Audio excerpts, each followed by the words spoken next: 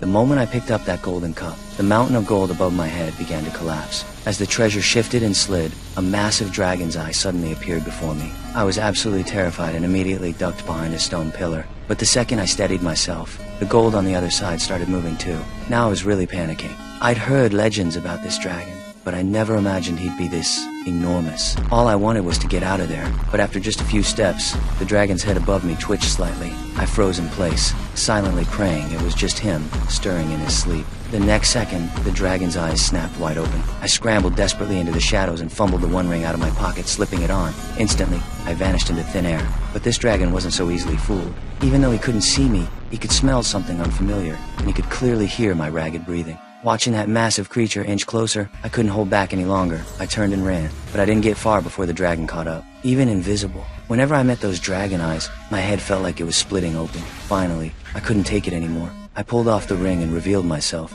Thinking fast to save my skin, I started flattering the dragon. I'm no thief. I just wanted to see the legendary magnificence of the great dragon with my own eyes. That clearly pleased him. He puffed up his chest, proudly showing off his mountain-sized body. I kept it going. The stories don't do you justice. You're even more magnificent in person. Faced with this smooth-talking little creature, the dragon gradually let his guard down and even started chatting with me. That's when I spotted it. The Arkenstone I'd been searching for, lying quietly just a short distance away. I kept the dragon talking while slowly inching toward the gem, but suddenly his tone shifted, and that terrifying face returned. He'd caught the scent of dwarves in the air. In the chaos, his tail swept across and sent the Arkenstone flying. I lunged for the stone without thinking, but no matter how fast I ran, I couldn't escape those deadly claws and flames. The dragon quickly caught up with me again, but as I hit the ground, I noticed something crucial. There was a missing scale on his chest, so the legend about the black arrow wounding the dragon was true.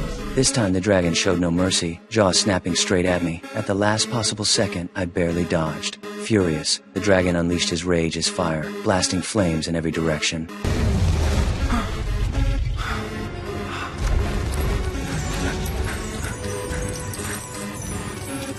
I narrowly escaped and soon ran into Thorin, who was waiting outside, but the first thing he asked was, "Did you find the Arkenstone?" His attitude rubbed me the wrong way, and I refused to answer. But Thorin blocked my path like a man possessed. By then, the dragon had found us. The other dwarves appeared too, and the dragon flew into a complete rage. These dwarves had the nerve to come back for his gold.